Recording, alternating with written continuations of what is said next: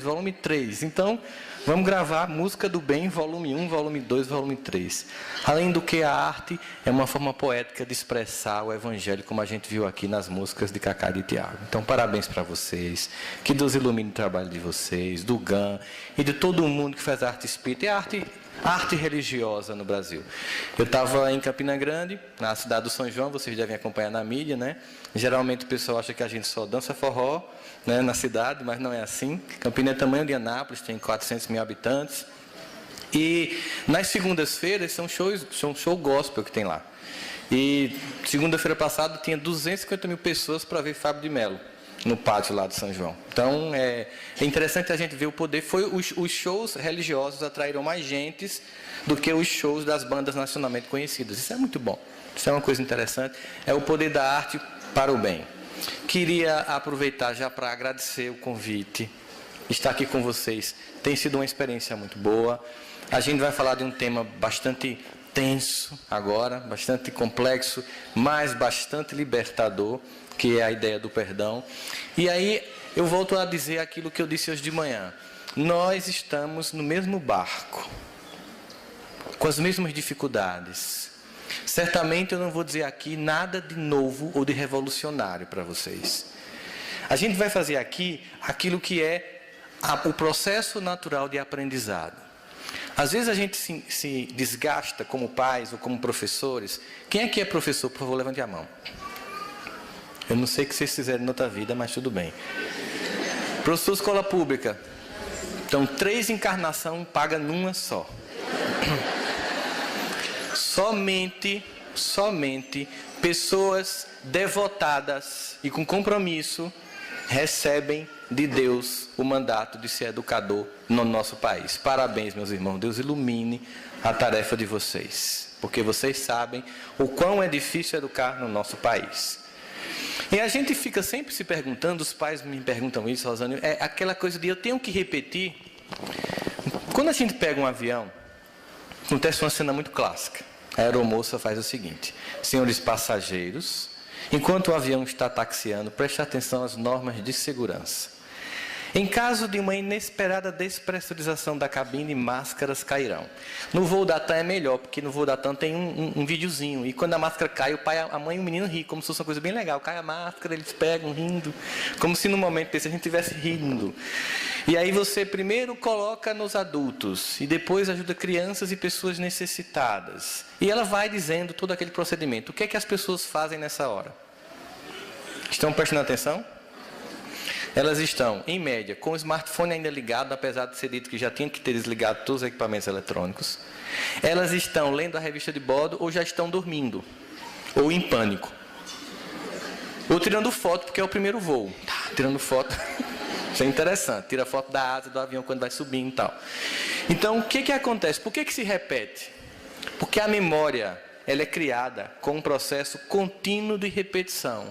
Se repete tanto aquela mensagem para quando ocorrer uma inesperada despressurização, e ela acontece, você consiga lembrar daquilo que foi repetido muito e agir, mesmo em pânico, seguindo uma norma de procedimento. As pessoas fazem o quê? No desespero, como qualquer pai, qualquer mãe, agindo instintivamente, coloca a máscara nos filhos. E morrem porque os filhos não conseguem colocar a máscara nos pais, porque quando despressuriza a cabine, do lado de fora está menos 53 graus Celsius, e tudo que não tem é oxigênio. Então, quando a gente pensa em vir para uma palestra, para evangelização, para mediúnica, fazer evangelho no lar, moer com filho, educar pessoas, nós estamos dizendo a mesma mensagem, até que um dia aquilo deixe de ser um conceito e vire uma prática na nossa vida. E nós sabemos a importância do perdão, nós sabemos a liberdade que ele provoca, nós sabemos as dificuldades que nossa alma acarreta em possuir ódio e ressentimento. Nós sabemos um monte de pesquisas sobre o quanto o não perdoar provoca várias doenças, mas a gente insiste. Então vamos tentar entender um pouquinho por que a gente insiste. Por que da dificuldade? E como é que a gente consegue esse processo?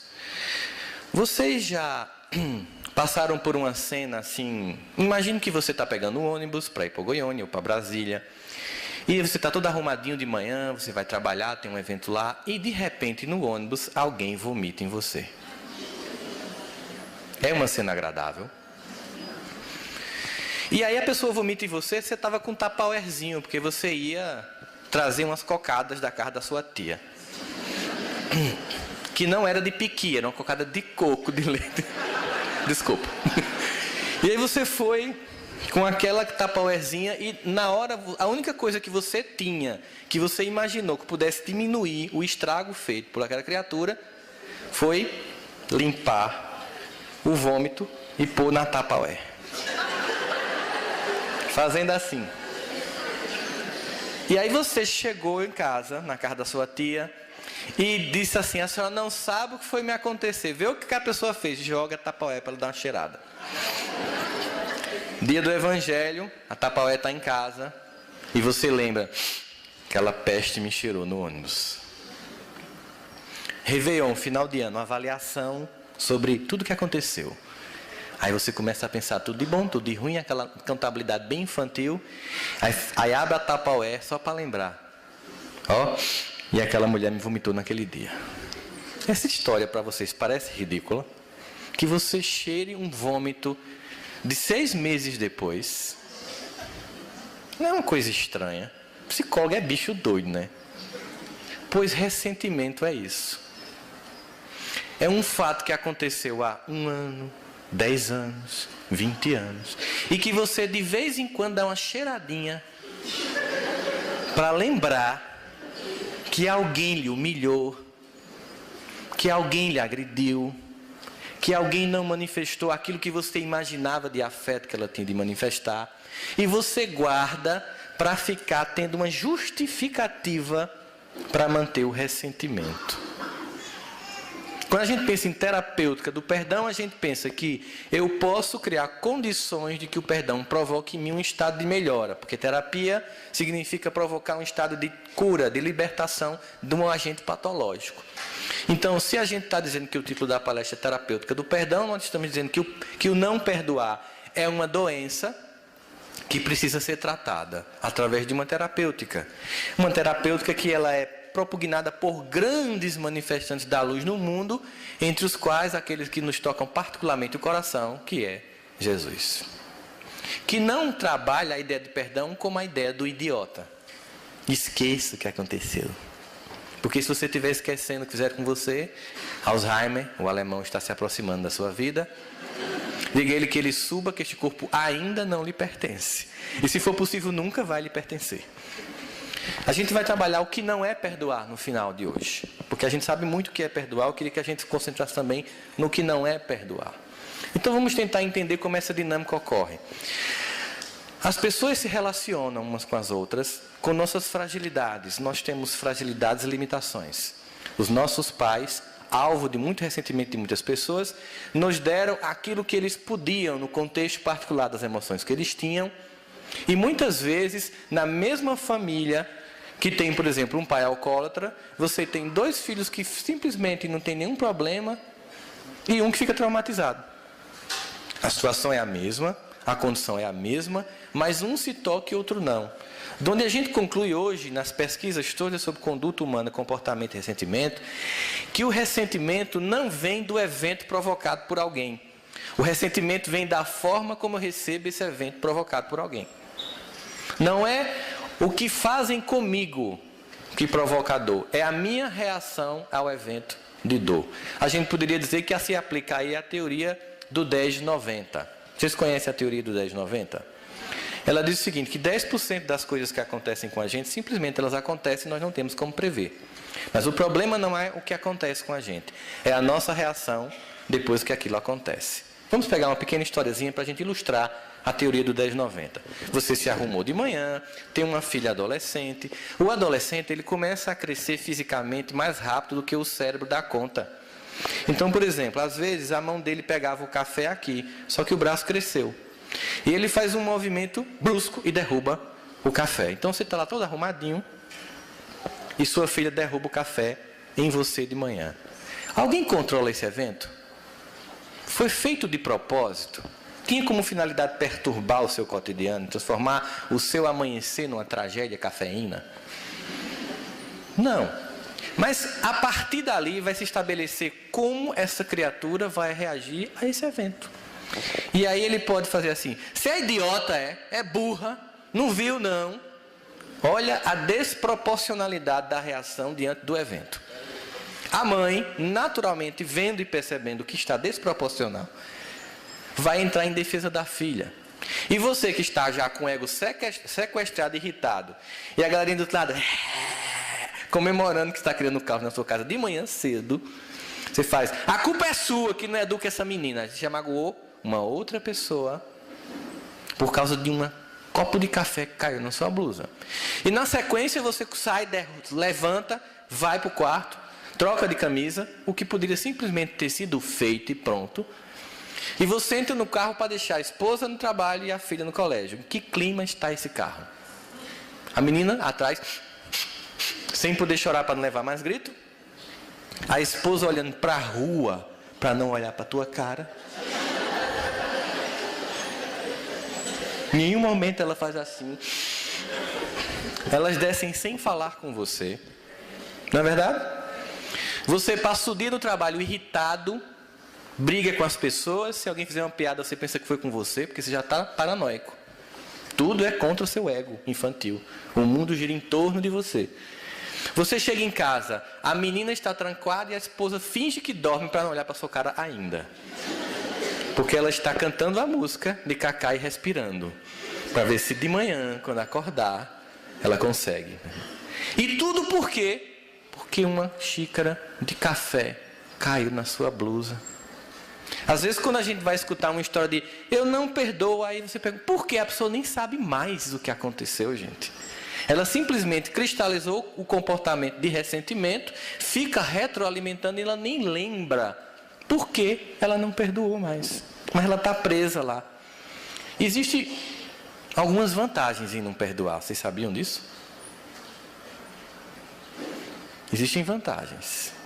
Existe uma coisa que, durante as pesquisas de Freud, ele chama de ganho secundário da doença. Vocês vão entender o que é isso.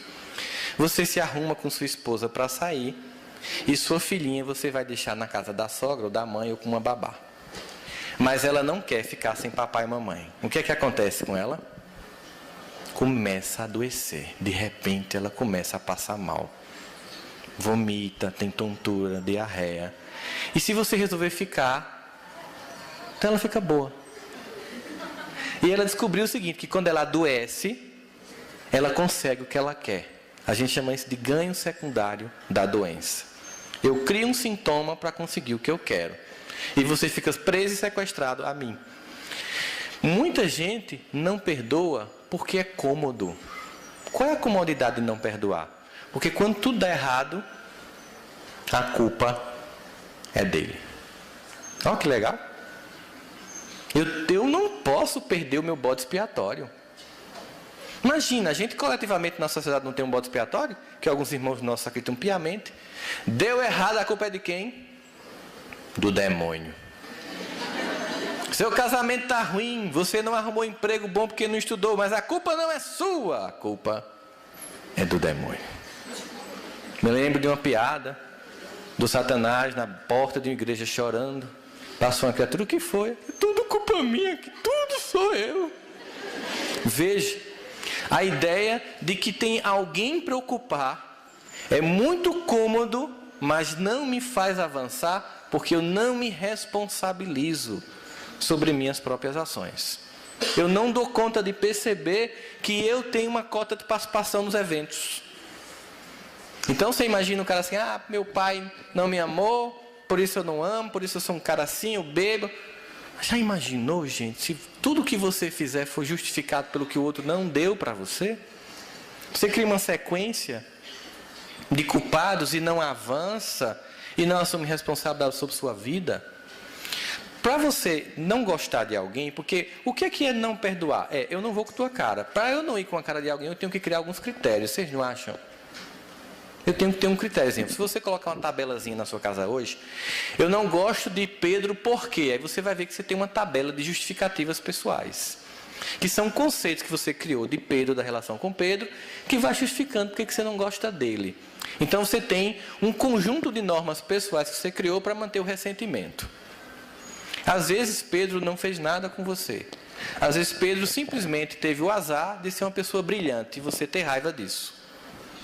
Chegou uma vez para mim, uma paciente, e entrou na sessão assim: eu odeio aquela nojenta. Nojenta é entendido aqui, né? Odeio aquela nojenta. Aí sentou. Eu fiz: qual? Porque ela tinha uma lista de nojentas impressionante. Qual? Não, essa você não conhece. Eu imaginei, é uma nova, porque ela tem uma produção de nojentas incrível. Aí eu disse: aí quem é? Ah, uma colega minha de faculdade. É uma nojenta.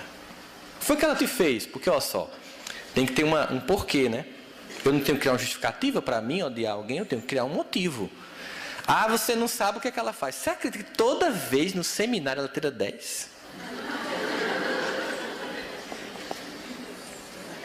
A gente está fazendo seminário de clínica médica e ela tira 10. De cirurgia, e a nojenta tira 10. Olha o que é um ego infantil. Ela achava que a menina fazia de propósito, para provocar aquele criatura que é o centro do universo. Ela. Estou lá e ela de propósito tira 10 na minha frente. Aí eu pensei, é a hora da terapia do choque, né? Porque numa hora dessa você não tem muito o que falar, a não ser chocar a alma diante do evento. Aí eu fiz, ela não era da Paraíba, ela era da região sudeste. E eu fiz assim: ah, não sabia lá que há 6 meses com você, eu já não tinha dado conta desse seu comportamento. Ela: qual? Que você é burra. Ela olhou para mim, cara, fez assim: como assim tá me chamando de burra? Burra. E como a gente diz aqui na Paraíba, burra com força, com vontade, desejo de ser burra. Ela fez: cara, eu tô te pagando. Eu disse: para dizer a verdade, por isso é burra. Porque assim, se você quiser pagar alguém para não contar a verdade, aí é mais burra ainda. Você vai perder dinheiro. Agora entenda, você não é burra. Eu vou refazer: você está sendo burra, porque é uma condição temporária que você pode mudar. Mas como assim? Primeiro, criatura, você acha que ela tira 10 para lhe provocar? Ela parou assim e pensou: ela tira 10 porque ela é capaz. Sabe o que você está sentindo aí? Ela o que é? Inveja, meu amor. Caim matou Abel por isso. Os irmãos de José venderam ele no Egito por isso. E desde que o mundo é mundo, esse é um sentimento básico da alma humana em processo evolutivo. Eu não disse processo evolutivo que é muito espírita, né? Eu disse da alma humana. E o que é que eu faço? Olha, quando alguém faz uma coisa melhor do que você, lhe cabe a humildade de perceber, não sentir o ego afetado, sentir felicidade pela capacidade do outro e aprender com ele. A pessoa é brilhante? Que legal, eu vou usufruir do brilho que ela tem, vou aprender com ela. Então você vai fazer uma troca de sentimentos. Porque para poder eu desconstruir o ressentimento, eu tenho que ressignificar os sentimentos. Ela fez como? Você vai trocar o seu sentimento infantil de inveja por um sentimento mais maduro de cobiça. Vamos entender inveja, por que ela é infantil? Você tem um filho de 1 ano e um filho de 2 anos.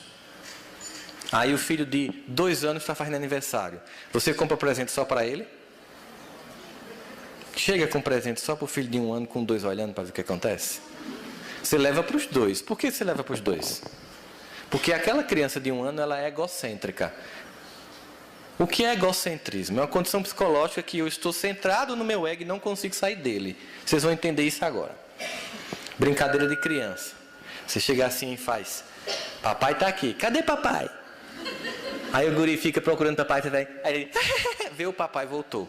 Para ele, por que ele não consegue saber que você está atrás da mesa? Porque ele é tão egocêntrico que ele não se desloca do ego dele para se colocar no lugar que você saiu e você voltou. Para ele aquilo é mágica. Se você fizer isso para um guri de 5 anos, ele fazer cheleza. Porque ele já consegue se deslocar do ego dele para perceber que você está ali atrás. Ele não é idiota. Não vai achar que isso é o Mr. M, não. Mas uma criança, não. Então, ela tem esse sentimento infantil. Mas quando você tem um filho de 9 e um de 10, você dá no aniversário de 10 anos um brinquedo e não dá o de 9. Mas o que é que o de 9 diz? No meu eu quero um igual a esse. Houve uma mudança? Qual foi a mudança? Ou seja, ele conseguiu resistir à ansiedade de esperar no tempo o momento dele. Ele entendeu que ele não tem que ter raiva do irmão, porque o irmão está tendo. Mas ele quer ter um igual ao do irmão. Ele passou de um sentimento infantil de inveja para um sentimento mais maduro de cobiça. Então a gente poderia conceituar que a inveja é querer que o outro não tenha. Isso dá muito ressentimento nas pessoas, provoca muito ódio. E cobiça é querer ter também. Inveja é quando o seu vizinho compra o carro e você faz, tomara que daqui para Goiânia vire na BR, morra carbonizado. Miserável. Isso é inveja. O seu vizinho comprou uma TV de 30 mil polegadas OLED para ver a Copa. Aí você fala, tomara que seja 110. Quando botar na tomada... Isso é inveja. Cobiça é quando o seu vizinho compra um carro legal e você chega lá e diz, rapaz, que carro lindo. Mas como foi que tu conseguiu? Não, minha esposa também está vendendo Natura, Avon, Boticário. Você já chega em casa com as revistinhas para dar para a esposa. Meu amor, porque você quer ter também. Então, quando o seu vizinho pinta a casa de bege, você pinta também, isso não é inveja, isso é cobiça. Inveja é se ele pintar e de noite você pichar. Entendeu a diferença? Então, muitas vezes, a gente tem raiva de alguém que tem luz. E isso é inveja. Mas admitir um sentimento desse dói. Porque a gente escuta no catecismo, na evangelização infantil, na escola dominical, onde a gente for, inveja é feio. Papai do céu não gosta. Logo você não pode ter. Eu lembro de uma musicazinha que eu cantava na época que eu era evangélico, que era assim: cuidado, mãozinha, no que olha, no olhinho no que olha, cuidado, mãozinha, no que pega, pois o Salvador do céu está olhando para você. Cuidado, mãozinha, no que pega. Tudo traumatizado aqui como eu. Olhava pro céu assim e fazia, meu Deus, tu tá vendo? E na adolescência é que piora a mãozinha, né? Aquele medo terrível. Deus, o Big Brother, tá, estou filmando você. Eu vou botar no YouTube isso que você acabou de fazer. Olha a relação com Deus que se estabelece. Então as pessoas, elas têm competências e nós também temos. Não tem sentido todo mundo ter a mesma competência. O que seria de um mundo que todo mundo tivesse a mesma competência? Não teria graça. Então alguém tem que cantar, alguém tem que evangelizar, alguém tem que falar, alguém tem que sarar, alguém tem que ensinar, alguém tem que fazer todas as coisas que nos faz sermos fraternos, porque é justamente porque me falta que eu preciso de você. Porque se eu tivesse tudo, eu não olhava nem para a sua cara. Porque a nossa alma ainda é muito infantil. Então eu não posso ter todos os talentos, porque meu ego explode. Essa é uma condição que só um ser suporta: Deus. Por isso que as celebridades se destroem. Porque o ego delas não suporta o poder que elas têm. Elas não conseguem não ser a máscara que elas montaram. Nós somos obrigados ao desafio de chegar em casa e dizer: eu sou invejoso. Mas eu posso mudar isso. Eu tenho sentimentos ruins, mas eu posso mudar isso. A relação com Deus é fantástica, sabe por quê? Porque naquele dia que você fez tudo que não presta, e que você pensa assim, eu não tenho nem como fazer o evangelho no lar, é o dia mais importante para o evangelho ser feito. Porque Deus, conforme diz o salmista, nos sonda. Conhece nossos pensamentos. E mesmo que faltem em nós palavras, Ele nos sonda. O salmista diz que Ele conhece até a quantidade dos cabelos que nós temos na cabeça. Ou dos que estão caindo, no meu caso. O conhecimento é tão profundo que Ele diz: quer esteja eu sentado, em pé ou andando, conhece-me.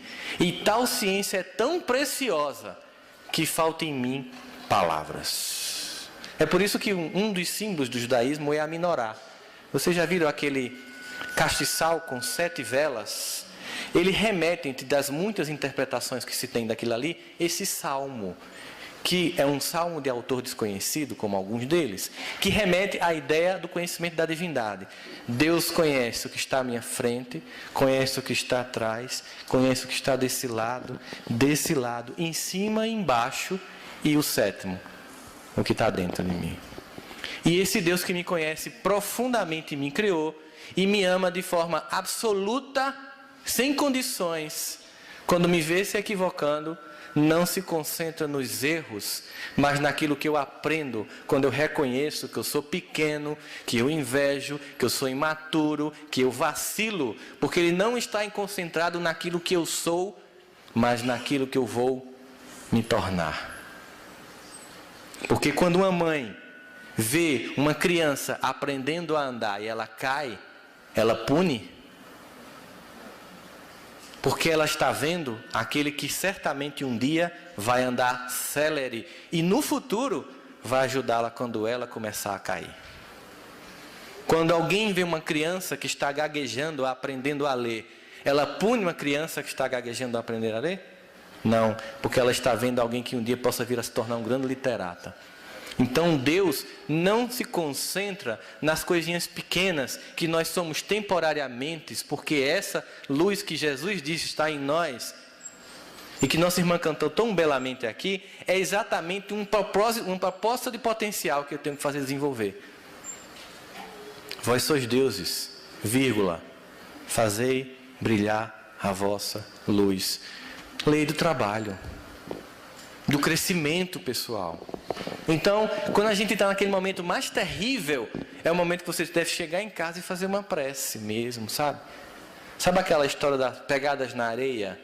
Que tem uma hora que somente 2 passos estão porque você está nos braços do Pai? É nesse momento que a gente se joga. E a gente desnudo, sem máscaras, sem aquele personagem que a gente criou para dar uma de santo, desnudo, se coloca diante de Deus com a simplicidade de reconhecer ao lado ainda tão mesquinho da alma e se entrega a um Pai que depois de todo aquele dia trágico lhe ama profundamente. Por isso que na música de Gilberto Gil ele diz: se eu quiser falar com Deus, eu tenho que desatar os nós das gravatas, dos sapatos. Tira a máscara, tira o personagem, deixa de fingir que é santo. Para de montar um personagem infantil e egocêntrico. Se desnuda diante de um Pai que te ama profundamente, sabe como você é, mas vê todo o potencial que você tem. E diz assim: mas me ajuda aí, Papai do Céu, que coisa ridícula que eu fiz hoje. Que frase ridícula que eu fiz hoje. Como eu me exibi hoje. Como eu disse bobagem hoje. Como eu machuquei. Como eu fiquei com raiva de um colega que trocou de carro. Como é que eu tenho ódio do cara que a esposa dele é mais bonita que a minha? Imagina, as pessoas se trocam, elas se comparam e tornam-se infelizes. E elas não desenvolvem o sentimento fundamental na relação com Deus, que é gratidão. A gratidão me faz contar não o que falta. A gratidão me faz contabilizar o que eu já tenho. É por isso que Paulo vai nos dizer lá em Tessalonicenses, no capítulo 7, versículo 22... em tudo dai graça, porque esta é a vontade de Cristo Jesus para convosco. Em tudo dai graça. Então assim, toda vez que um avião cai, eu vou pegar um amanhã, né? Toda vez que um avião cai, alguém perde o voo. Vocês já perceberam? Já viram isso? Geralmente alguém não consegue chegar. E a mídia entrevista essa criatura, que geralmente não pegou o voo por uma causa muito fortuita, assim, engarrafou, o despertador não trocou, ele chegou lá, não deu tempo de fazer o check-in, e ele perde o voo. E a pessoa pergunta: por que achas que aconteceu isso? De tanto forçar, a pessoa diz: acho que foi Deus que não quis. E sentado na TV, vendo essa reportagem, está a mãe de um filho que estava no avião. O que pensa ela? E no meu caso, que meu filho entrou no avião, foi quem? Foi quem, gente? Foi o mesmo Deus. Por que você achar que quando Paulo diz que é para dar graça em tudo, é só no que é engraçado? É só no momento bom? É um equívoco. Primeiro que para Deus não houve nenhuma tragédia uma pessoa estar no avião e voltar para o plano espiritual. Para Ele é filhos retornando para casa. Na nossa visão de curto prazo, nós transformamos os eventos naturais dos ciclos da vida, das idas e vindas, em tragédia. É apenas o ciclo natural da vida. O reencontro é certo, por maior que seja a dor da separação, por maior que seja, a dor da separação de alguém que a gente ama, ela nunca se compara à certeza e à alegria do reencontro que teremos com essa pessoa. Não se compara. E todas as coisas acontecem porque tem um propósito. Na vida, as dificuldades que nós temos não são planejadas para nos tornarmos pessoas magoadas e ressentidas. Elas são planejadas e muitas vezes antes de encarnarmos, com nossa participação nas cláusulas do que vai acontecer, com o objetivo de que tudo conspire para a nossa luz. Qual é a definição que o evangelista João dá de Deus? Deus é amor. Vamos pensar sobre isso. Se Deus é amor, Ele é puro e total amor, não existe nada do que Ele faça na nossa vida que não tenha uma finalidade amorosa. Então tudo que nos acontece tem um porquê de muito amor. Mas quando acontece e machuca nosso ego infantil ou não está de acordo com os nossos planos pessoais, nós reputamos como algo ruim ou ressentimento.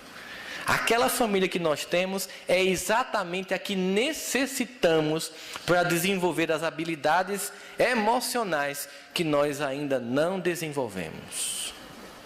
Não está ali para lhe provocar e para tornar sua vida um inferno. Por mais que sejam pessoas extremamente difíceis, elas estão, primeiro porque há uma necessidade de estarmos juntos, porque certamente há um reencontro ali de almas, em dificuldades para superação. Na natureza de Deus não existe caprichos de tortura, mas de amor. Se você chegar num sítio, numa fazenda, e ver um barulho desse vindo de um ovo, de um pinto tentando sair, fazendo assim, você pode imaginar que aquilo é uma tortura. E pensando ajudar, você vai lá e quebra para facilitar a vida dele, e ele morre sem se alimentar, porque foi bicando a casca que ele desenvolveu a capacidade de depois coletar os alimentos. Aquilo não era tortura, aquilo era aprendizado. Quando você tem um filho e você não tem com quem cuidar com você, e você está fazendo a comida de casa e a criança está num daqueles cercadinhos, para a criança, ela está presa. Para você, mãe, ela está protegida da tomada da geladeira, da faca na pia, da água quente do fogão, dos micróbios que estão no chão da cozinha. Assim, os limites que nós temos, que provoca muito ressentimento nas pessoas, eu não consigo ter dinheiro, eu não consigo um trabalho legal, minha vida não flui, é parar para entender por quê. Se eu parar de ficar chateado com o que não está fluindo, eu vou começar a entender, mas se Deus me ama e Ele me ama, Ele tem um objetivo de estar acontecendo. Se eu entender por quê, acaba a prova. Porque qual é o objetivo da prova? É gerar lucidez. Quando a lucidez vem, a coisa flui. Não tem mais porquê. Mas enquanto eu tenho ódio porque eu sou assim. Eu tenho ódio porque minha vida é assim. Eu tenho ódio porque fulano é assim. Você fica preso porque você só sai dali quando amar e perdoar. Detesta seu marido, vai casar com ele de novo na próxima vida. Porque Jesus é amor. Odeia seu pai, vai casar com ele na próxima vida. Por quê? Porque Deus sempre nos coloca no mesmo cenário até que a gente cumpra o script de amor. Então, perdão liberta nesse sentido. Eu não fico focado na vida dos outros, eu fico focado na minha própria vida. Eu desenvolvo em mim uma capacidade de perceber minha responsabilidade nas coisas, e não na vida dos outros. Se Deus é amor, e Ele o é, nós não podemos imaginar que as dificuldades, elas têm o objetivo de nos punir. Vocês conhecem Silvio Romero, um expositor espírita? Lá de Pernambuco. A gente estava fazendo um seminário junto. E ele me contou que estava com câncer. E Silvio tem mais ou menos quase 2 metros de altura, ele ficou com quase 40 quilos, imagina a cena. E ele disse que o pessoal dava muito apoio lá na casa dele. Você está com AIDS, meu filho? Era bem assim o apoio que ele recebia. Eu disse, não estou precisando de pressa, meu irmão, estou com câncer. E aí ele veio para se despedir de Chico, muito amigo de Chico. Chegou Chico, eu vim para me despedir, Jesus está me chamando. Aí Chico faz, ué, disse que não vai. Ele, a vítima, o discurso da vítima. Mas Chico, veja como eu estou. Um esqueleto humano, isso é Jesus me chamando. Jesus é amor, minha criatura. Não chama assim, não. Diga que não vai. Como assim? Diga, não vou, Jesus. E o que é que eu digo? O que é que você quer me ensinar, Jesus? O que é que eu não entendi para sair dessa? Volto para Recife, meu filho, pergunto, porque Jesus não faz isso com ninguém, não. Aí ele voltou, se perguntou, entendeu, descobriu, curou-se, voltou para agradecer. A Chico? A Chico tinha uma xícara que quebrou-se essa xícara, gente. Que ele tomava um chá. Você deu uma foto com essa xícara. A esposa do Vilmar tinha essa xícara aqui em Goiânia. Aí ele tomava um chá secreto todo fim de tarde, que ninguém tinha acesso, porque vinha no pires, na xícara, com uma piresinha em cima, que só a moça que tomava conta dele dava conta desse chá. Ninguém podia acessar esse chá. Quando o Silvio chegou para agradecer, disse, dona fulana, traga aquele chazinho para nosso irmão Silvio Romero, para comemorar. Aí o pessoal olhou assim, aí ela fez, aquele? Aí ele fez, sim, aquele, mas só para ele. Aí todo mundo não acredita. E ele eufórico, meu Deus, eu vou tomar um chá. O chá secreto de Chico. Quando abriu era Coca-Cola. Porque Chico tinha diabetes, não podia tomar nada doce, mas ele combinou com a mulher que todo dia, naquela hora sagrada, ele tomava uma xícara de Coca-Cola. Veja que coisa simples. Um gesto de carinho pessoal, assim, eu não posso, mas uma xicrinha de Coca-Cola. Mas para ninguém impedir, ele criou todo um ritual combinado. E quando ele tomou, que ele ia, aí ele Chico fez, é só para você. E ele querendo rir, querendo tomar Coca-Cola. E com o sentimento de, meu Deus, como a vida é simples. Esse homem que vive se doando a humanidade, você fica feliz porque está tomando um copinho de um xicrinho de Coca-Cola. E eu vim aqui para agradecer porque ele me disse uma coisa que eu já sabia, que Deus é amor e jamais me faria morrer daquele jeito. A não ser que eu não estivesse entendendo ainda. Ou a não ser que havia necessidade mesmo de passar por aquilo. Que não imagine que todo mundo que morre de câncer está sendo punido. Eu lembro muito bem quando o Décio, vocês já trouxeram o Décio aqui, o Décio Andoli Júnior? Aí ele disse, Rossandro, o Décio é médico, um amigo, a gente faz palestra muito juntos. O pessoal não coloca a gente no mesmo hotel mais, porque a gente não dorme conversando. Terrível, com abacate e barraco no outro dia. Aí ele disse, quando eu ia para a UTI cuidar de pacientes em coma, eu sempre olhava com muita pena. Até que um dia eu disse, não, só um espírito muito forte pede uma prova dessa. Momento de pausa, de reflexão muito severo. Um pós-AVC, por exemplo. Né? E a gente começa a olhar que as dificuldades são obras de amor de Deus. E entre as dificuldades, existem as pessoas que tornam nossas vidas, às vezes, difíceis. E elas estão ali para nos fazer desenvolver virtudes que só vão ser desenvolvidas quando forem provocadas. Por exemplo, paciência. Você sabe quando a gente cria um grupo de estudo espírita e tem uma pessoa que discorda de tudo? Tudo que você quer é que ela não esteja mais no grupo, né? Ai do grupo que não tiver alguém que fique discordando, porque ele se aliena. Essa pessoa tem como objetivo trabalhar a sua tolerância à discordância, trabalhar a sua paciência a uma pessoa que tudo quer falar, e ela muitas vezes é taxada de incompetente ou de pessoa que está criando problema e você nem escuta quando ela está tendo uma coisa correta. Porque a doutrina espírita provoca a reflexão, para que a gente entenda a verdade de forma transparente. Por isso, às vezes a gente faz algumas leituras e você veja o trabalho que o Severino Celestino e que o Haroldo Dutra tem feito no Brasil, das traduções dos evangelhos, de eventos assim que a gente começa a perceber a falta de sentido. Como eu anunciei hoje de manhã, pedindo permissão a Ivana, o professor Severino Celestino vai estar no Congresso de Goiás em 2015, junto com o Haroldo, e vocês vão ter a oportunidade de conhecê-lo. Ele fez uma tradução do Pai Nosso, mostrando os equívocos que há no Pai Nosso. Teológicos, por exemplo. Pai Nosso, que estais Deus não é onipresente? Por que Ele está no céu? Se Ele está em toda parte. Santificado seja o vosso nome. Quem somos nós para dar condição de santidade a Deus? E dizer que Ele é santificado.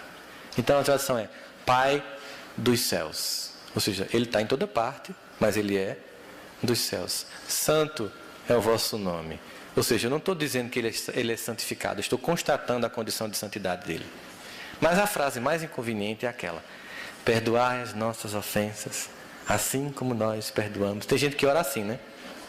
Assim como nós perdoamos a quem nos tem ofendido. Não é inconveniente essa prece feita desse jeito? Aí você vai para a tradução, aí está lá: a reciprocidade. Que Jesus diz: se tiverdes uma contenda com vosso irmão, olha a seriedade do ressentimento. Olha o fator impeditivo espiritual de herança de luz que impedimos ao não perdoar. Quando fordes orar, se tiverdes uma contenda com teu irmão, o que é que Jesus diz? Nem continue. Vá lá e resolva. Antes que ele lhe entregue para o juiz lhe entregue para o promotor, e você será condenado e não sairá de lá a ter pago o último ceitil. Não adianta pedir o que você não dá. No Pai Nosso é assim: perdoai as nossas ofensas na mesma medida em que eu perdoar a ofensa dos meus devedores. Então existe reciprocidade na lei de Deus. Eu só solicito o que eu dou. Vocês conhecem a música do Nando Cordel? A paz do mundo começa em mim. A paz do meu lar começa em mim. A regeneração do Brasil começa em mim. A regeneração da minha casa espírita começa em mim. Toda a tarefa começa em mim. O perdão começa em mim. É impeditivo não perdoar. É pesaroso não perdoar. É angustiante não perdoar. Adoece a alma não perdoar. Porque Deus quer curar o espírito. E se para curar o espírito o corpo tiver que padecer, padece. Tem um forrozinho bem antigo lá na Paraíba, que é uma visão popular dessa lei. Diz assim: juízo na cabeça para não fazer besteira. Cabeça que não pensa, o corpo só leva rasteira. O corpo é uma caixa de ressonância das emoções, um ralo psíquico. Então tudo que você tem como lixo moral, ele tem que ser expurgado, porque nós não entramos no reino com o véu sujo. E o adoecer é um alerta para que o espírito reflita e modifique a conduta que o faz sentir isso. Em Evolução em Dois Mundos, André Luiz fala da chamada zona de remorso, ou das chamadas predisposições mórbidas. É um capítulo interessantíssimo de Evolução em Dois Mundos. Ele diz assim, que todos os seres encarnados têm uma zona de predisposição mórbida. Ou seja, nós temos predisposições para desenvolver qualquer doença. Por que uns desenvolvem e outros não? Qual é o gatilho que dispara a doença?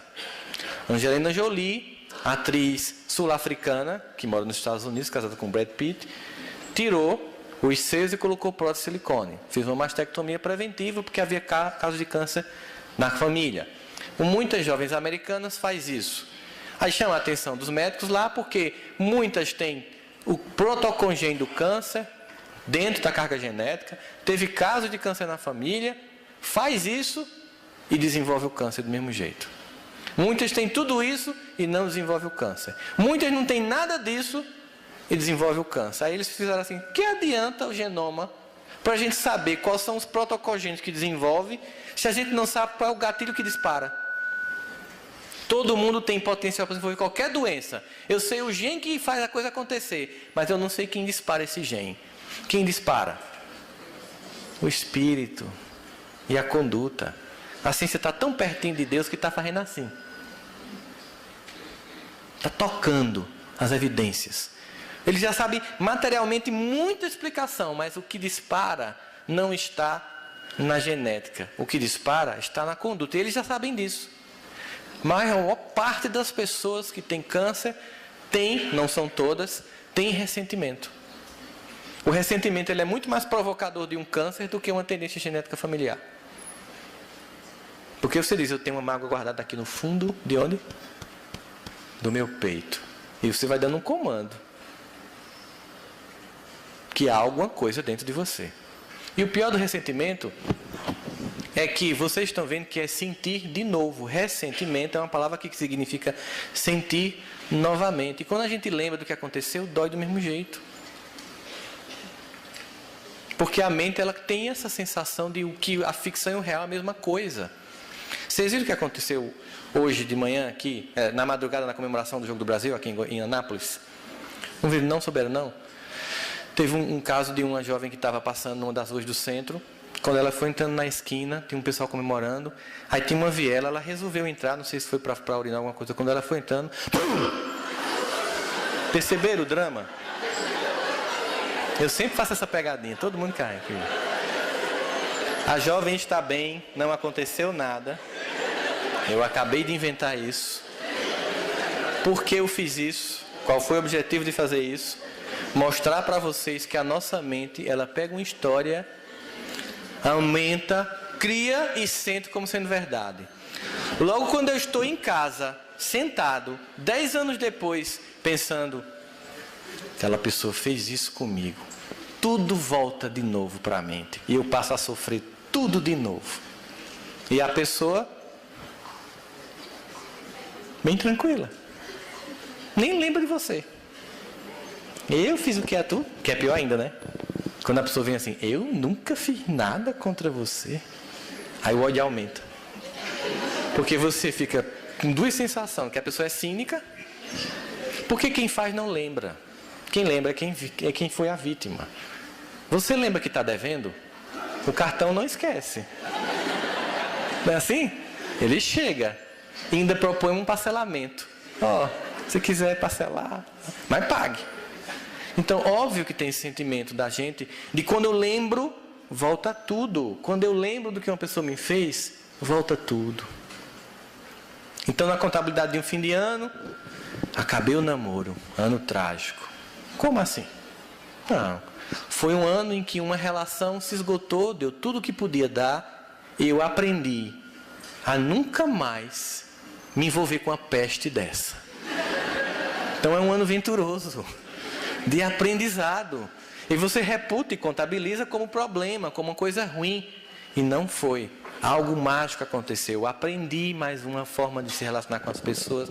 Eu vivenciei mais uma experiência com as pessoas. Eu estou construindo uma vida nova com as pessoas. Agora a gente sabe muito isso. Como eu disse para vocês no início. Não estou dizendo nada de novo. Muito que eu estou dizendo aqui vocês já sabem. Vamos falar um pouquinho aqui, para a gente encerrar, sobre o que não é perdoar. Que às vezes a gente fica meio preocupado, achando que não perdoou, porque a gente está acreditando em algumas coisas sobre o que não é perdoar. Perdoar não é esquecer. Esquecimento no Evangelho não é do evento, é da dor que o evento provocou. Entende a diferença? Eu não vou esquecer do evento, mas eu não vou ficar preso à dor que o evento me provocou. E eu vou, inclusive, que é quando você atinge o status de perdão, de aprendizado e o sentimento de gratidão, é quando você dá um novo significado àquela cena, que a gente chama de ressignificação temática da cena afetiva. Aquilo que naquele momento pareceu ser dor, eu comecei a entender como amor. Vamos dar um exemplo. Você se planeja, aos 16 anos, para esperar seus pais dormir e pegar a chave do carro do pai. Na pontinha do pé. Você, quando vai pegando na chave... Epa! Calma, gente. Estão muito assustados. Quando você vai pegando na chave, seu pai está lá na sala. Epa! E você... Aí começa a briga. Vai pegar essa chave por quê? E você tinha planejado pegar a namorada, pegar os amigos, te achar o cara na balada de Anápolis. Né? Nós já tinha planejado até ir para Goiânia. Estava já tudo no plano. Não vai, aí o menino fica irritado e não sei o que, aquela confusão todinha.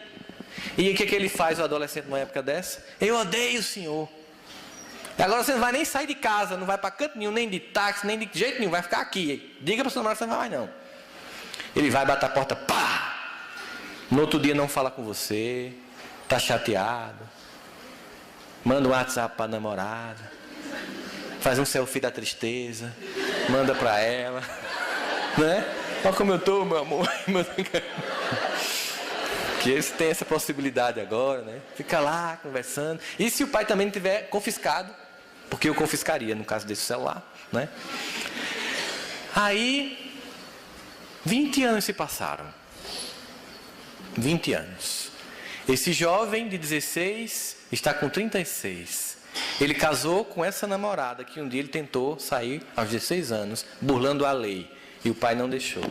Ele está com o pai assistindo o jogo do Brasil. E começa a lembrar dos acontecimentos da adolescência. E conta sorrindo: pai, o senhor lembra daquele dia que eu ia tentando pegar a chave do carro?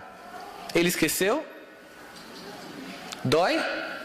Não só não dói, ele entendeu que aquilo era amor.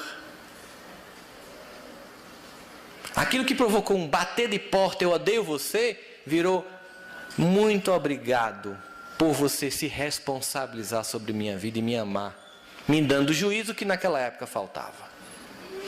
Só que tem coisas que são que magoam tanto, que a gente só vai entender que é amor lá na frente. Porque necessariamente não é a pessoa que fez aquilo que está me amando, mas é o Deus que ama aquela pessoa que fez aquilo comigo, que permitiu que me ama incessantemente, que permitiu que aquilo acontecesse, para que um dia, quando eu tivesse maturidade, eu entendesse como um gesto de profundo amor. Tudo é amor. Lembra da música do Gun? Até mesmo a dor. Tudo faz crescer, moldar a nossa luz.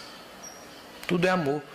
Do mesmo jeito que esse jovem consegue olhar para a cena 20 anos antes e perceber que ali havia amor, alguma dor constrangedora que está na sua vida agora, tenha certeza, é Deus operando em amor. Eu digo sempre que todos os dias Deus sabota os nossos planos de sermos infelizes. A gente faz tudo para a vida dar errado, e Deus, em amor, sabotando para que tudo dê certo. Então, perdoar não é esquecer do que aconteceu, é entender o porquê que aquilo aconteceu. Perdoar não é diminuir ou aprovar o erro da outra pessoa. Você está muito chateado com alguém, a pessoa vem pedir desculpa: não, besteira, não senti nada não. Não diga isso não, porque ela vai fazer de novo. Diga: de fato, você me machucou. E eu preciso de um tempo. Você está me pedindo perdão agora. Eu fico feliz que você está reconhecendo que você errou, mas não pede para dar um abraço, não dá um beijo agora não. Dá um tempo. Eu estou digerindo. Porque a gente tem que ter a oportunidade de digerir as coisas. Só porque você me pediu perdão, não, preciso digerir aquilo ali. Está doendo ainda. Mas perdoar é exatamente isso. Eu não vou aprovar o seu erro. Às vezes, você tem um filho que comete um crime, você perdoa ele e chama a polícia. Porque perdoar não é compactuar com o erro. Isso não é perdoar, isso não é amor. Porque ele vai ser preso, você vai pagar advogado e vai dar suporte a ele. Se você não fizer isso, ele sabe que da próxima vez você acoberta tudo. Aí a gente chega àquelas tragédias, como aquele rapaz que matou o filho de Cícero Guimarães, e o pai acobertou tudo e foi descoberto na oficina tentando ajeitar o carro. Então a gente tem que se responsabilizar sobre os eventos que acontecem. Eu perdoo e eu vou como seu pai, porque se seu filho for preso, eu acho que você sofre mais do que ele, gente. Você vai pagar com ele o preço daquela escolha infeliz. E vai dar suporte a ele. Perdoar, portanto, não é permitir o erro. Olha, eu fiz um aborto. Você dá suporte, você apoia, você auxilia, você... O que é que tu faz no meu lugar? Eu falei: não faria não. Eu não estou admitindo que você está certa, mas eu vou lhe apoiar, porque eu não posso te julgar, mas eu não vou dizer que você fez uma coisa certa. Mas não vou lhe abandonar, nem vou lhe julgar. Eu vou lhe apoiar. Mas eu não posso dizer que você está certa. As pessoas às vezes chegam para mim e dizem assim, eu vou abortar, o que é que você acha e tal. Olha, eu sou contra. Se você for abortar, eu não vou deixar de ser seu terapeuta e lhe abandonar. Mas eu lhe digo uma coisa, vai ter consequências. É porque você é espírita. Eu não estou falando de consequências espirituais. Esqueça, aqui eu sou psicólogo. É porque eu não conheço nenhuma mulher, e as pesquisas mostram que depois não tiveram sequelas severas, emocionais ou físicas, depois de um aborto. Mas você não sabe como minha família reagirá, eu sei. Vão lhe expulsar de casa, vão lhe odiar, vão lhe abandonar. E quando o seu pai vê essa criança sorrindo, tudo vai ser esquecido. E é o que acontece. Porque o poder do Espírito que chega para abrir os caminhos da própria família é impressionante. Às vezes o cara diz, eu não vou ter filho não, que eu não tenho dinheiro. Não, nem se preocupe, ele tem o merecimento dele. Às vezes não por você, mas pela criança que está para vir, a vida toda flui. Porque ela tem um compromisso espiritual para cumprir e tem todo um suporte para receber. Então você dá o apoio, mas não aprova o erro que o outro cometeu. Perdoar não é esperar por um pedido de perdão. Eu só perdoo se ele reconhecer que errou. Esqueça. Eu não perdoo por causa do outro. Eu não posso condicionar o meu perdão à atitude do outro. Eu perdoo porque eu preciso me libertar de um sentimento que me constrange. Se o outro vai me perdoar, numa cena em que os dois se equivocaram, é uma decisão que cabe a esse outro. Mas eu, por escolha pessoal, de não mais ficar preso à dor, eu vou perdoar. A gente fica num monoideísmo quando a gente odeia. Uma vez eu entrei numa reunião de desobsessão, na doutrinação, e estava lá um irmão que estava perseguindo uma criatura. O cara tinha desenvolvido uma doença rara, ninguém descobriu o que era. Uma doença, ele estava assim, acabado, já tinha ido para os Estados Unidos, ninguém descobriu o que era. Quando eu fui conversar com um irmão que o perseguia, porque quando a gente pensa que a reunião de desobsessão é para ajudar quem está obsediado, a gente sabe que é para ajudar o obsessor. Ele disse, esse homem invadiu a minha fazenda numa guerra, entrou com os soldados sob seu comando, estuprou e matou na minha frente minhas 4 filhas e a minha esposa. E só depois ele me matou. Ele fez passar por toda essa tortura. E agora que eu encontrei ele, eu não vou desistir de destruí-lo. Veja que discurso, gente. Veja que discurso de ódio. E vocês estão tratando ela aqui como vítima. Estão pensando que o obsessor é tipo um cãozinho. Eles são seres humanos que estão desencarnados e que têm consciência dos processos. E eu fiquei pedindo orientação a Deus. O que eu faria no lugar dele? Porque a vontade era de matar também. Não é verdade, gente? Eu estou sendo franco. Você imagina isso? A vontade é de voar no pescoço. Mas você tem que pensar no longo prazo. Primeiro que certamente numa encarnação anterior houve um plantio para isso acontecer. Eu fiz, onde estão as suas 4 filhas e a sua esposa? Morreram. Não, meu senhor, o senhor está falando comigo. O senhor não morreu. Elas também não. Veja como ele estava preso no ódio. Ele desencarnou, sabia que não tinha morrido, que continuava existindo, mas achou que a esposa e as filhas tinham sido mortas. Elas continuam existindo. Aí ele se deu conta de que elas continuavam existindo. Aí eu perguntei, o que o senhor tem feito para reencontrá-las? Porque o que o senhor está fazendo é trocar o ódio por um pelo amor de 5. Enquanto o senhor persegue um, se distancia e não vê as suas 4 filhas e a sua esposa que espera por um reencontro. Aí ele faz, elas estão vivas, de fato. Como é que eu faço para encontrá-las? O senhor tem que desfazer o mal que o senhor fez. Porque com esse sentimento de vingança, o senhor se distancia delas. Aí ele fez, e vocês vão me ajudar? Eu disse, claro, aqui é para ajudar.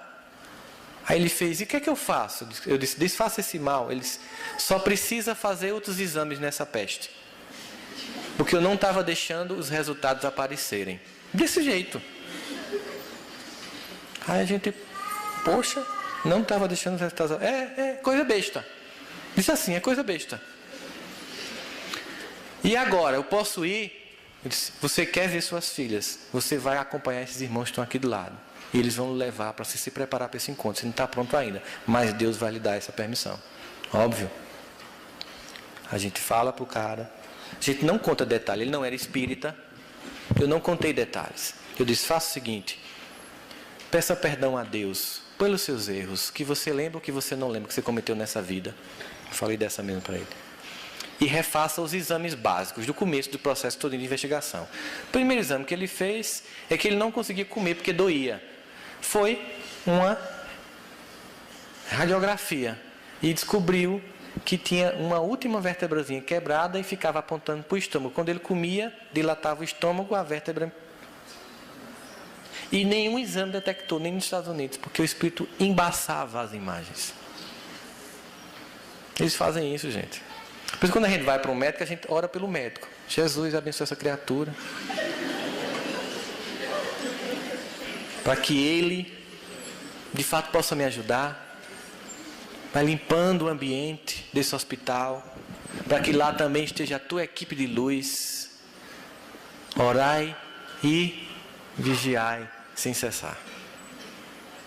Veja, ele estava preso numa ideia de vingança, abrindo mão de 5 amores por um ódio.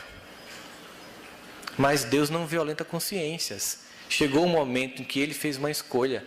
Às vezes a gente faz uma mediúnica e o espírito continua com o desejo de vingar-se, não é verdade?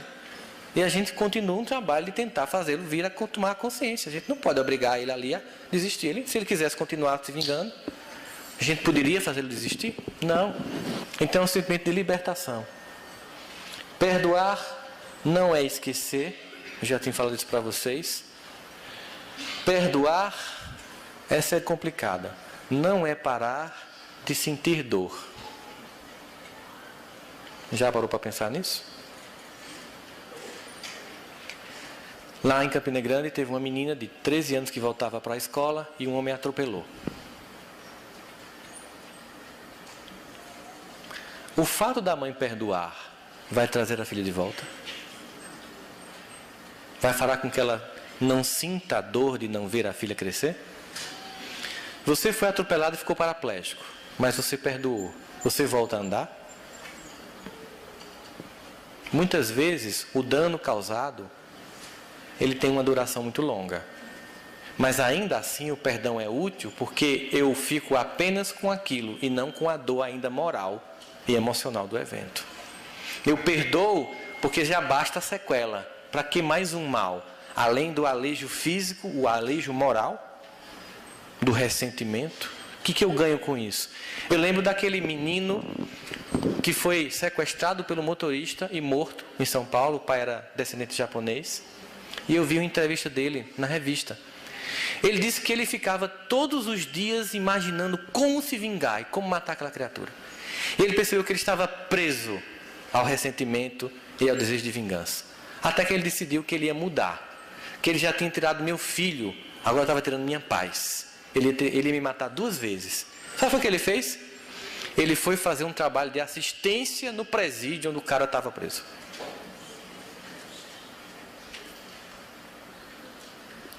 Agora, imagina a cena, gente. Você fazer um negócio desse. E ele disse que, chegando lá, o cara obviamente não olhava para ele, mas ele conseguiu perdoar mesmo.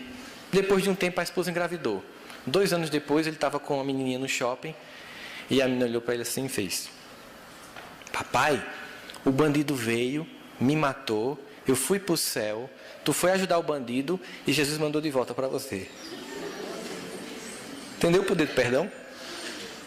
É fantástico, gente. Uma coisa incrível. Perdoar não é confiar. Uma vez chegou para mim uma paciente que tinha sido abusada pelo pai na infância. E disse que estava indo visitar o pai e que estava indo viajar com o marido. E perguntou: eu posso deixar minha filha com meu pai? Eu disse: não, você não pode fazer isso com sua filha. Você não tem como saber se ele mudou. Perdoar não é voltar a confiar num caso como esse. Você perdoou seu pai, você não... O que é perdoar? Você não está pautando a relação pelo que aconteceu e ficou fixo naquilo. Você pauta a relação por tudo mais. É o que Deus faz com a gente.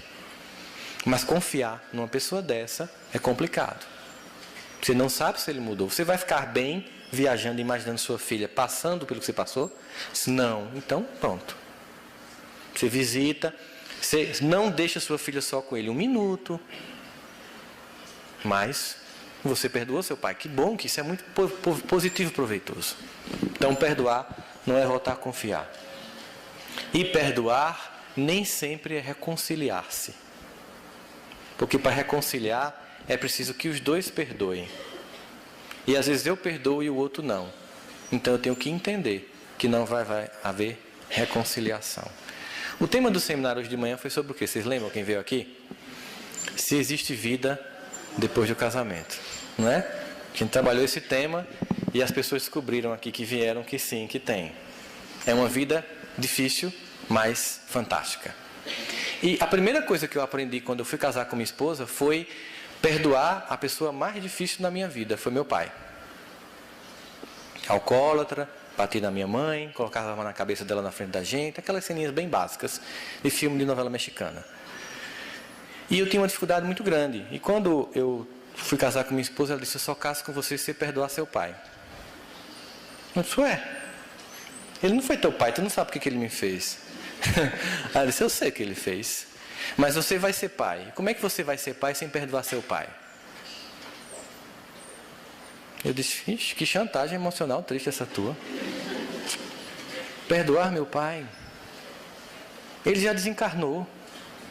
Minha desculpa, né? Ela fez: deixa de ser cínico, você é espírita. O pai continua existindo. Eu disse: poxa vida, perdoar meu pai, construir esse perdão do meu pai, que coisa complexa. Aí eu comecei a fazer o seguinte: eu comecei a buscar os amigos do meu pai, para saber quem era meu pai, porque eu tinha a visão da minha mãe e do meu pai, que obviamente, por tudo que passou, era uma visão muito machucada do pai. Ter contato com meu pai era trair a confiança da minha mãe. E eu respeitei muito tempo isso, mas eu percebi que aquele era o momento de eu perdoar meu pai. E eu fui buscar esse processo de resgate, de construção. Não foi uma coisa fácil, mas foi muito libertadora. Comecei a conversar com os amigos e comecei a descobrir um monte de coisa, o quanto eu era parecido com ele. Muitas dessas características que eu tinha, que não tinha nada a ver com minha mãe, com meu irmão, com as pessoas que me cercavam, eram características dele. E as pessoas o viam como alguém muito positivo. Ele era aquele homem que fora era um sucesso, mas em casa não era uma pessoa legal. Mas tinha porquê. O pai dele, meu avô, era uma pessoa muito rude, muito dura. Ele tinha muitos traumas da infância. Ele reproduziu isso num processo junto com o alcoolismo. E aí eu consegui de fato perdoar meu pai, convidá-lo para o meu casamento. E no dia do meu casamento eu coloquei um painel do meu pai com minha mãe se casando. E um painel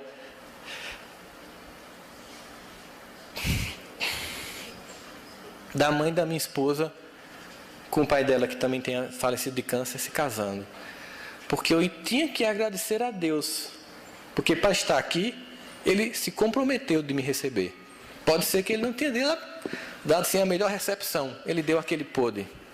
Eu não tenho como julgar. No Evangelho segundo o Espiritismo, no capítulo que fala sobre honrar o vosso pai e a vossa mãe, diz que é verdade que alguns pais não cumprem os deveres, mas ainda assim nos cabe honrar e perdoar. E vocês não têm noção de como minha vida mudou radicalmente, gente.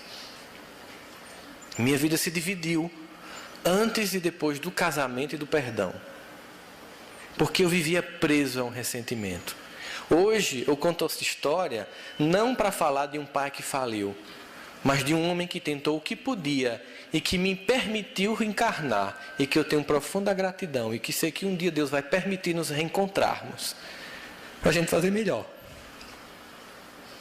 Mas desde já, ele sabe que ele está liberto de um filho que vivia ressentido, e que hoje é agradecido, porque no final das contas, eu vi amor o tempo todo.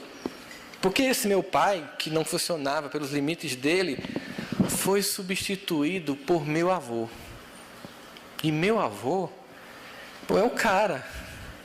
Deus amava tanto que ele diz: olha, não funcionou, mas eu vou te dar esse avô aqui, que você vai ver como é que funciona esse avô. Um dia eu lembro chegando de um sítio e Eu com 12 anos, meu avô trouxe um monte de fruta e tinha um monte de gente na frente da casa que tinha uma família muito necessitada, e meu avô foi levar 90% das frutas lá.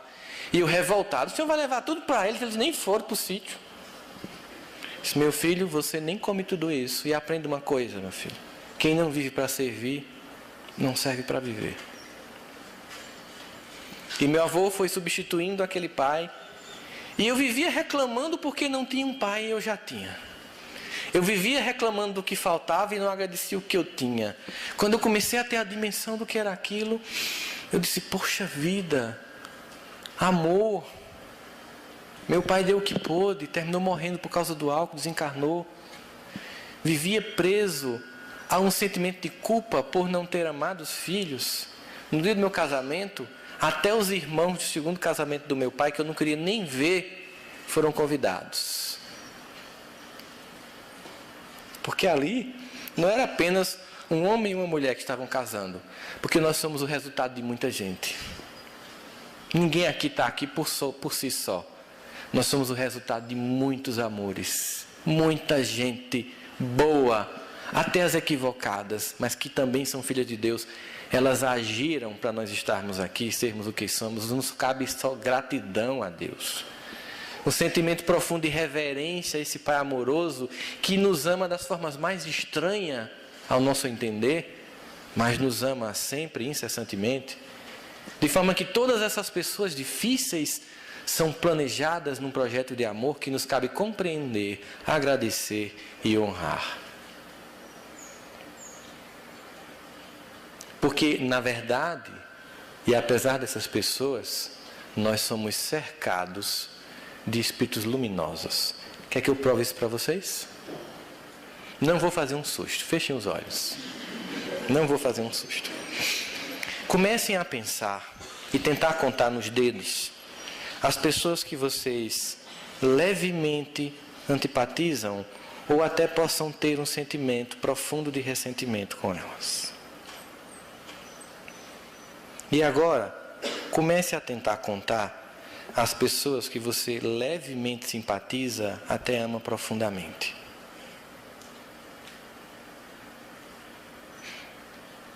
Dá para contar o segundo grupo? Se tem tanta gente boa ao nosso lado, por que a gente dá ibope a quem não está funcionando?